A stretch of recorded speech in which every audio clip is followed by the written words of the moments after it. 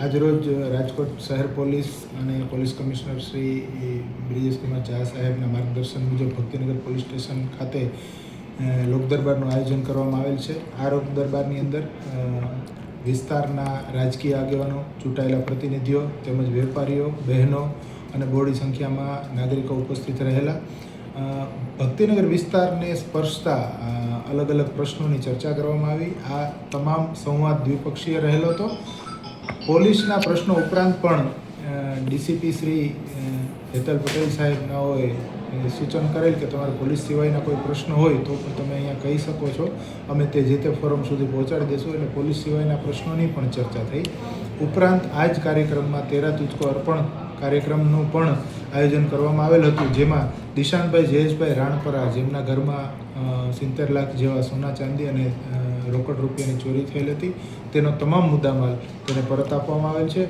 ઉપરાંત જાન્યુઆરી માસમાં 30 જેવા ફોન જે ખોવાઈ ગયા હોય, અલગ અલગ જગ્યાએ બોલાઈ ગયા હોય કે કોઈ પણ રીતે એના માલિકનેથી ખોવાઈ ગયા હોય તેવા ફોન ગોતી અને તેમના માલિકોને પરત આપવામાં આવેલ છે. ઉપરાંત 15 જેવા સાયબર ફ્રોડમાં છેતરાયેલા નાગરિકોને તેના 4.5 થી 5 લાખ જેવા નાણાં પરત આપવામાં આવે. ખાસ તો લોકમુખે એવી ચર્ચા છે કે સર્વે સાહેબ 108 તરીકે જે જુએ છે, કઈ રીતે જુઓ છો?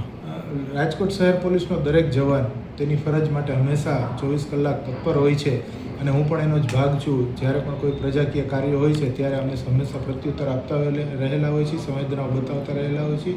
એટલે રાજકોટ શહેર તમામ પોલીસને રાજકોટની જનતા 108ની દ્રષ્ટિએ ખાસ તો ભક્તિનગર પોલીસ દ્વારા ઘણી બધી વખત અવેરનેસના કાર્યક્રમ કરવામાં આવે છે. ઉપરાંતમાં ખાસ તો પબ્લિકનું કહેવું એવું છે કે ભક્તિનગર સર્વે સાહેબ સહિતની તમામ ટીમ લોકોના સામાન્ય પ્રશ્નો સાંભળે છે. કઈ રીતે જુઓ છો? રાજકોટ શહેર પોલીસના તમામ જવાનો છે એ પોલીસ કમિશનર શ્રી બ્રિજેશ કુમાર ઝા સાહેબના અને મહેન્દ્ર બગડિયા સાહેબ તેમજ ડીસીપી ઝોન હેતલ પટેલ સાહેબના જેવા સિનિયર અધિકારીઓના માર્ગદર્શન હેઠળ કામ કરે છે. અને જેવી રીતે સરકારશ્રી અને સિનિયર અધિકારીઓનો હંમેશા આગ્રહ અને સૂચનાઓ એવી રહેલ છે કે પ્રજા પ્રત્યે સંવેદનાપૂર્ણ વર્તન કરવું તેમજ તેઓના પ્રશ્નોને કોઈ પણ સમયે સાંભળવા અને એનો યોગ્ય નિકાલ કરવો. તો એ જ સૂચનો અને એ જ માર્ગદર્શન હેઠળ ભક્તિનગર પોલીસ સ્ટેશનમાં કામ કરે છે.